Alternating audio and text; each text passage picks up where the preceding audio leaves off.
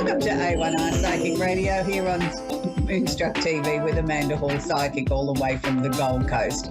It's a really fantastic day to be alive, isn't it, around this planet of ours? I mean, we're seeing so many different changes coming up around the world. And I know there's still loads and loads of weather events and terrible tragedy last week that people lost their life in that terrible, going underwater looking for relics of the Titanic, and unfortunately they lost their lives. But we've also had, some people are saying progress in the war in Ukraine, other people are saying it's just a setback and something that we need to be more aware of. I'm not going to give my opinion on it. Let's just hope the whole thing's over and done with very soon and people can get back to normal in Ukraine and start rebuilding their lives.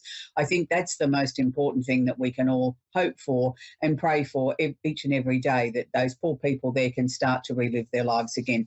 So this week, the Simply Tarot card of the week is called the Lover's card. Now, the Lover's card doesn't always mean we're going to race off and have a love affair, as my students used to have a giggle about. For most of us, it's romance building again within a marriage or a relationship.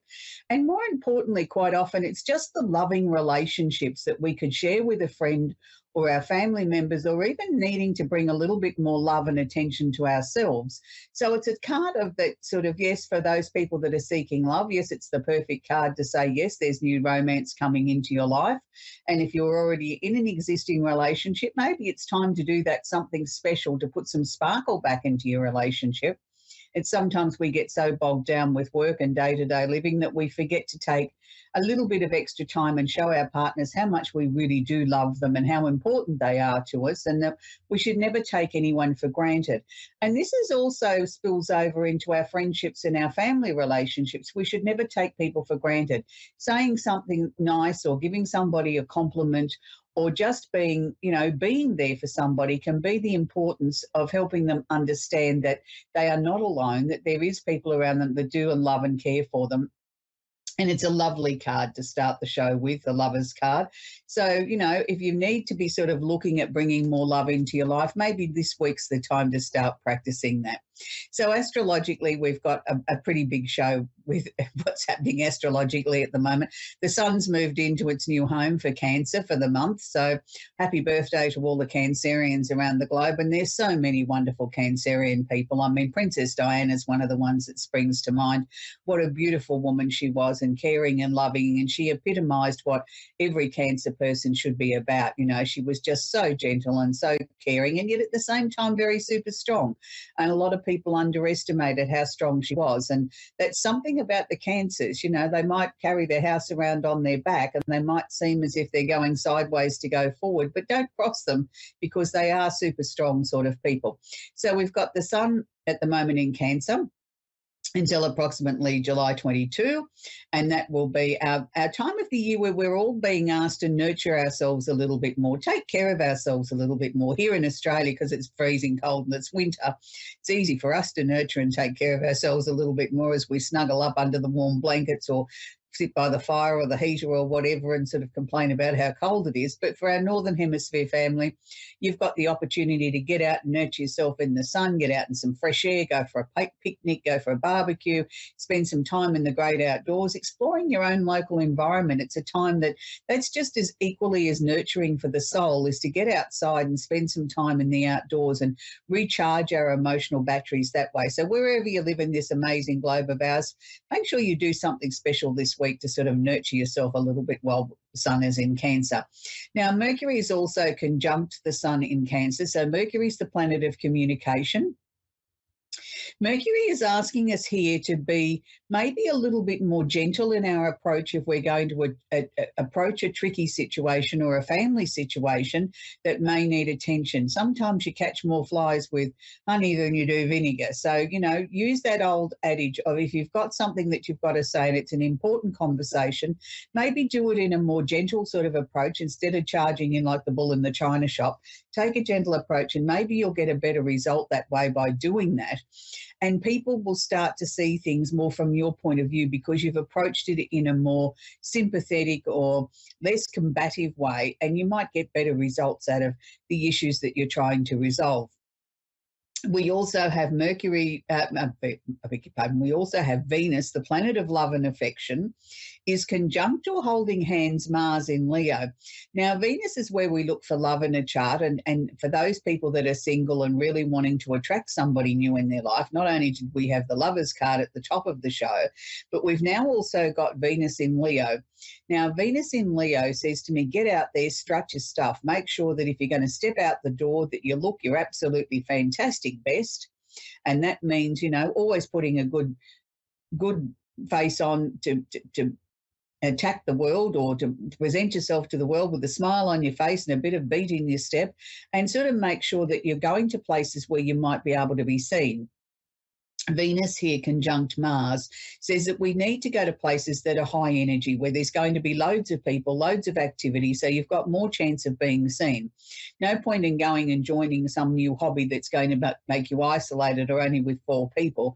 The chances of you meeting someone new or somebody potentially that could be a new love interest are going to be remote and none.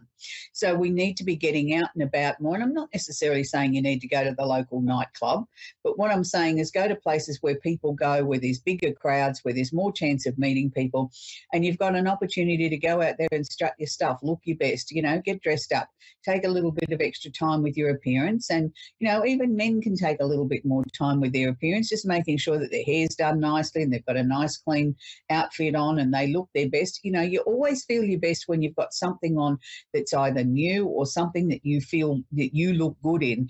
It really boosts your confidence. So this is what Leo's asking you to do, is boost your own confidence by making sure that you look the very best that you can, so that you've got more potential then of catching somebody's eye. And then once you catch their eye, then you can work your magic with your amazing personality and your great conversation skills and whatever it might take to sort of fire up a connection and, believe in yourself that it's your time, that it's your turn for love, if that's what you're looking for.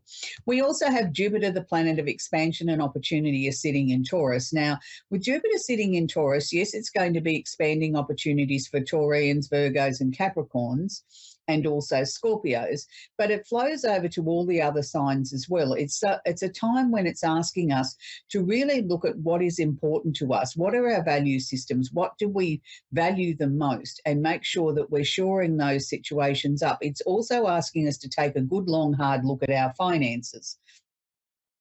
Now, I know many parts of the world are either heading into recession or finding that, money's supplies are drying up, or money's not stretching as far as it was. Your budgeting's not working as well because cost of living is going through the roof in every different direction. And I don't think there's a nation in the world that isn't experiencing that in some sort of way. So maybe it's time to have a look at, how you've got your finances set up. Is there better energy deals that you can get? Is there better telephone deals you can get, or internet, or whatever the case may be? Your insurance, just, don't just take things for granted because you've been with a company for 20 years that you're getting the best deal. Maybe it's time to shop it around, and you might be pleasantly surprised at how much money you can save, and that can be put to better use by buying yourself a new outfit. So it's a time to really sort of look at our personal finances, see what we can shore up, see what we need to sort out, and also make sure that we're living as honestly as we can by our own rules. And it's not always the rules that someone else sets down. I know we've all got to abide by the rules of the land, but when it comes to our personal choices in life, we have our own set of rules that we like to live by. The manners and the things that we teach our children and our grandchildren, they're our basic principles. They're what our family stands for. So they're the sort of things that we need to make sure that are up to the minute, and we're happy with what we're doing and how we're living our lives. And is there anything there that needs reorganising? We have Saturn, the planet of discipline, sitting in Pisces at the moment. Now, Saturn is a planet that is like the taskmaster. He waves the big stick and says, these are the lessons that you're going to learn. And yes, he's doing that at the moment with Pisceans, Cancers, and also Scorpio, but he's also doing it with Virgos. But it's more importantly for Pisceans at the moment that they need to be aware that Saturn is going retrograde or backwards at the moment, so he's not going forward. So the lessons that are going to be learned over this next few months, and it's going to take us through to November, are going to seem quite intense. And for some people, they're going to say, oh, my life seems to be going backwards. I can't seem to take a trick. Nothing's panning out the way that I wanted to.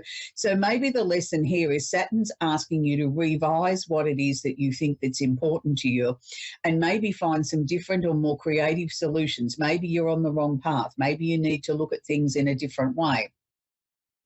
And by doing this, you'll find that new opportunities and new people will come into your life, and things will start to open up and unfold in ways that you never thought possible. It doesn't always have to be a limitation or a restriction. Sometimes it's just slowing us down long enough so that we can take stock and look at things and say, hang on a minute, maybe I'm not quite on the right path. Maybe I need to look at things slightly differently and move forward in my life in a slightly different direction, or maybe a completely brand new direction. So if you're a Piscean and you're feeling like the world's against you at the moment, then maybe it's time you take stock and look at yourself and say to yourself, what is it that I need to change? Am I on the right path, or am I just putting my same feet in the same holes, doing the same thing day in and day out and expecting a different result? And I think we can all be guilty of that. So particularly more for Pisceans and the other water signs and Virgo, but it does filter through to the rest of the 12 signs as well. So if you've got things that feel stuck in your life at the moment, then look at maybe there might be a different solution, or maybe we can free up some resources or move things along in a different way by maybe just even shifting our attitude. It may just be as simple as that, as sort of not hanging on to something so tightly that if we loosen it up a little bit, the energy around it will flow and the situations will change. So there's many opportunities around us at the moment for great change to come into our lives. And finally, I want to talk about Pluto. I know I talk about Pluto every week on the show, but Pluto is in the last few months of being in Capricorn. He won't be back there for 224 years. So it's really important to watch how things shake down between now and January. Now, on a world event stage, we could see some changes of things coming very, very quickly. We're going to see a lot of things come out of the closet, things that have been hidden, things that people thought they got away with. All of a sudden, there's going to be people that are going to be charged and facing charges on things that they thought that they'd certainly got away with. We're going to see governments have to become more transparent. Nothing's going to be hidden anymore. Things that people got away with, whether it's a simple person like me or whether it's a government or a huge institution, we're going to see these things are going to be thick and fast in the media, where things are coming out, leaked documents, things are going to come to the surface, documents that were lost are all of a sudden going to be found. People are going to start to really want to clear their conscience, as Pluto's in the final stages of being in Capricorn, as I said, for 224 years. So his role is to try and shake everything up, bring everything out of what's been hidden to the light, and to really sort of do the last little bit that he can of the clearing out of governments and official institutions that, there was so much rot that had set in that it's time for the broom to come in and sweep it away. So that's where we're going to leave the astrology this week. I hope you've enjoyed that. We're going to take our first call, which is Whitney in Nimberley in Utah. Are you there, Whitney? Yes, I'm here. Do you have a question I can answer for you, Whitney? Well, I've been trying to think of one. A couple come to mind, but I don't have any real specific questions. Kind of just a general, am I on the right path? Kind of.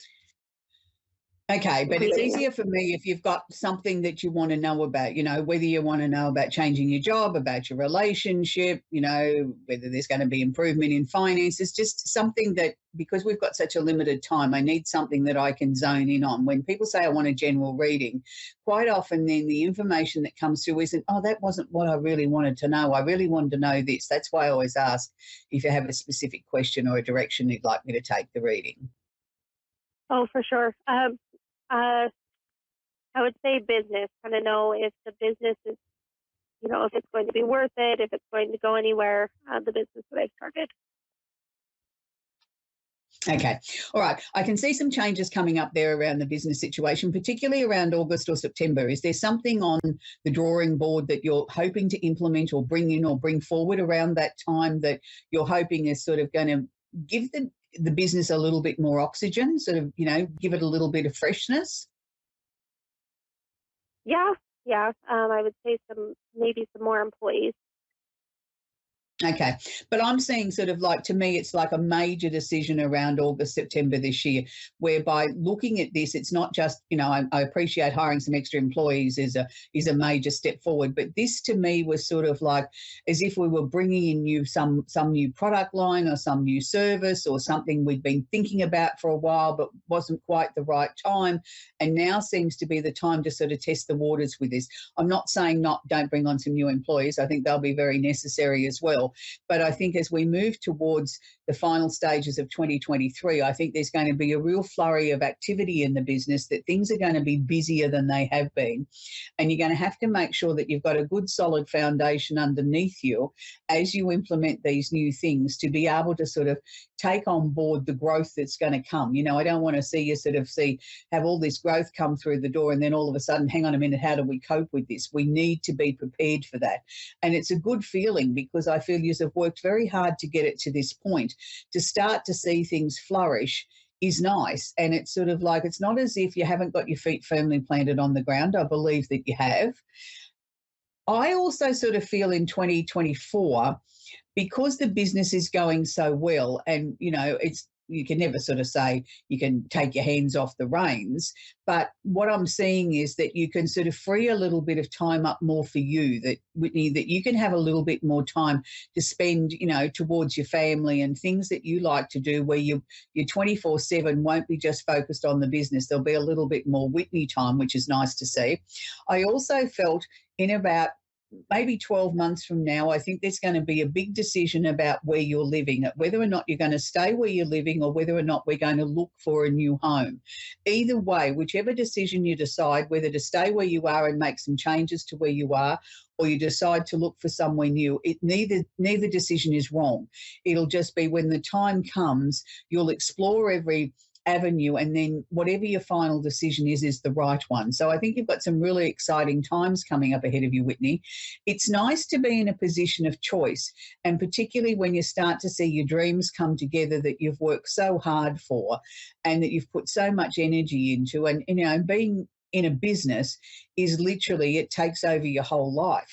People think, oh, that aren't they lucky? They've got plenty of money and a nice car and whatever. They don't realise the hours that go in behind that to create what you've done in the business. Takes a lot more work than just going to work for wages and working for somebody and you go home at the end of the day and you forget about it. You don't ever forget about it when you're the business owner. So, you've had some tough times, but now you're coming out the other side, which is really, really good.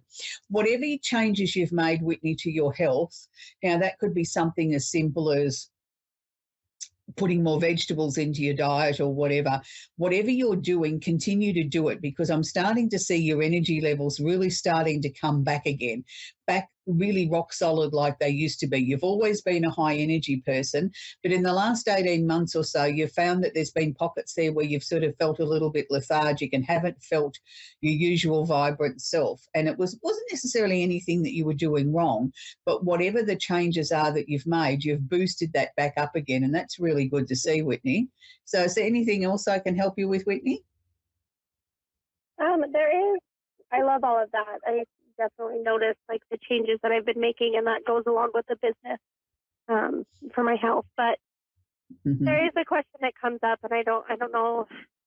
I might slaughter the way I asked it, but we lost a pet it's been almost a week and a half ago, and it was kind of tragic.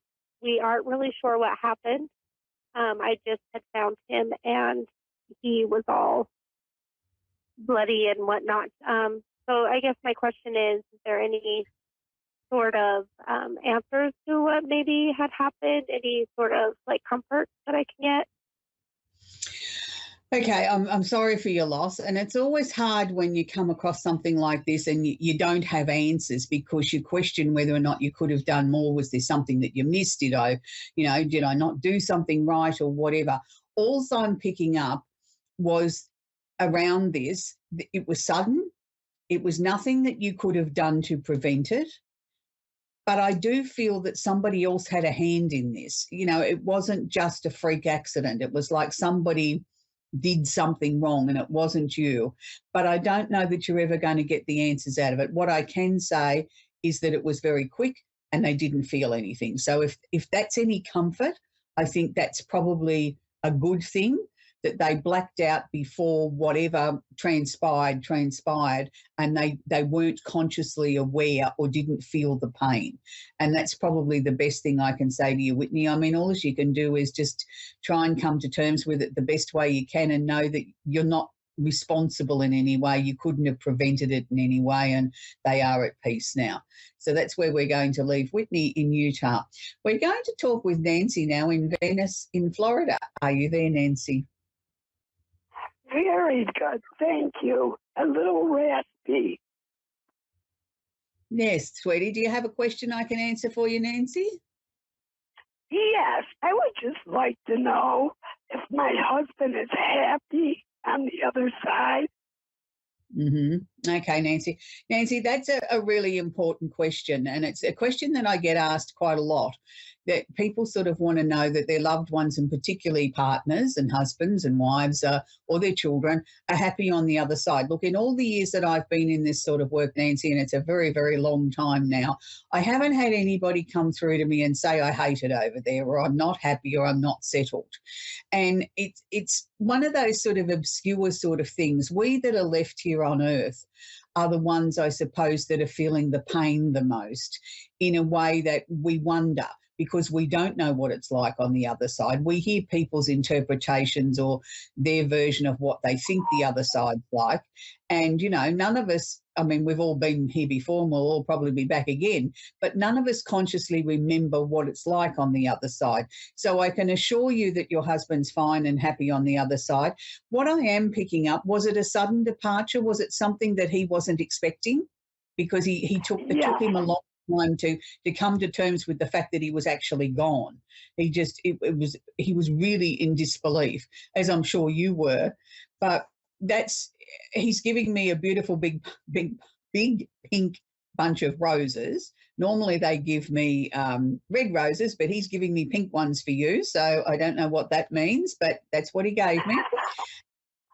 And I also know that he must have had a really funny sense of humour when he was here on earth, because he sort of seems to be laughing in the background all the time, that he's not so much he's laughing at you and I, but he's still got his sense of humour, I think, is what he's trying to share with me, that, he still finds something to have a chuckle about on a daily basis. He's also sort of showing me... Do you have a chair that was his, or a favourite chair that you think, oh, I should throw that old thing out or get it recovered, but you keep saying, oh, no, I'll look at that next week or next month? Because he keeps saying to me about this chair. I didn't quite understand what the reference. I understand. Right. Okay. Well, he's saying to me it's okay. Do whatever you want with the chair. And that's how he told me. It was like, oh, for goodness sake, tell her to do whatever she wants with the blasted chair. Like it's as if he feels that you get so obsessed over this chair that you're letting life slip you by, because there's too much thought going into the chair. Absolutely. Oh, I totally understand. I'm glad that made sense to you, because it didn't make much sense to me. I wasn't, I sort of asked him, is it a chair that you put in the kitchen, or is it one that sits in the living room? And he just said, just tell her to do what she wants with the blasted chair. So, okay, I've passed on the message. I'm also sort of feeling, look, he's never left you. He's, yes, he mightn't be here physically, but he's certainly around you, and he certainly knows everything that's going on. And, he still sort of has an opinion about things, even if you can't hear his voice. I'm sure at times in your mind you think, if he was here now, he'd be saying such and such and so and so. Well, believe me, he's still doing it.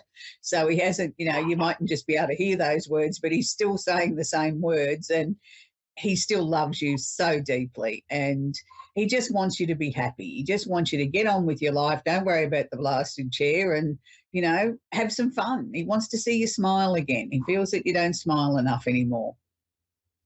Very true, but I'm trying.